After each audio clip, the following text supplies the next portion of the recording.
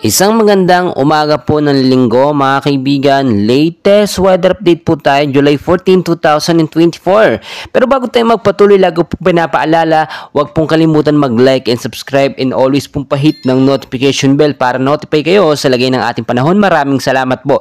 So tuloy-tuloy tayo mga kaibigan, sypnosis po natin. Meron pa rin po tayong sypnosis po ng southwest monsoon or hanging habagat na nakakaapekto po sa western section po ng South Luzon, Visayas at Mindanao. Mga kaibigan, may binabantayan po tayo ngayon ng mga kumpul ng kaulapan or mga cloud cluster na nasa loob po ng Philippine Area of Responsibility. So kung makikita nyo po sa ating pinaka-live radar, hindi lamang cloud cluster, may nabubuo pong sama ng panahon dito po sa ating palibot po ng mga kaibigan, which is ito po posibleng maging active low pressure area. And nasop na binabantayan po ang pagkilos nito kung ito po ba ay lalakas or magiging isang ganap na bagyo. Noon pa may nagpaalala na po ang Pag-asa na 2 hanggang 3 bagyo ang posibleng pumasok sa ating bansang Pilipinas. So forecast weather condition natin mga kaibigan, narito po ang mga area na apektado po nitong si habagat at posibleng magpaulan po ngayong umaga ng linggo.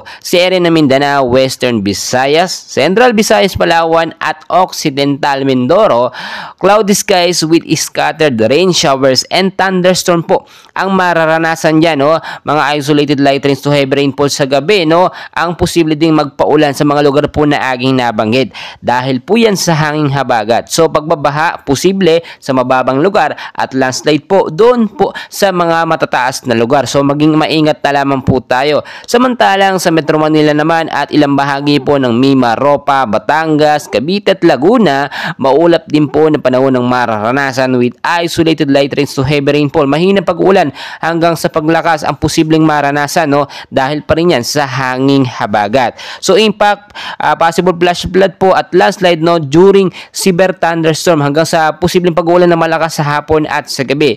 So kung kayo bilalabas na inyong mga bahay sa hapon, no, sa gabi, ugalingin po magdala ng payong, jacket, kapote, panlaban po sa biglaang pag-uulan. Ang ilang bahagi naman ng ating bansa na hindi ko po nabanggit ay patuloy po makakaranas din ng maulap na panahon, mahina hanggang sa posibleng paglakas ng pag-uulan pagdating sa gabi dahil naman po sa localized thunderstorm, no? So maging handa po tayo. Nasa rainy season na po tayo mga kaibigan. So expect po ninyo, no, etong darating po na linggo, no, at sa mga susunod pa ay posibleng makaranas tayo ng tag-ulan na po mga kaibigan. Asahan din natin na posibleng pumasok na, no, etong pangalawang bagyo sa ating bansang Pilipinas, si Butchie nga po at si Karina. So maging handa tayo mga kaibigan at lagi ko pong pinapaalala, always know the weather before you go para safe at handa po tayo lagi sa anumang banta ng panahon.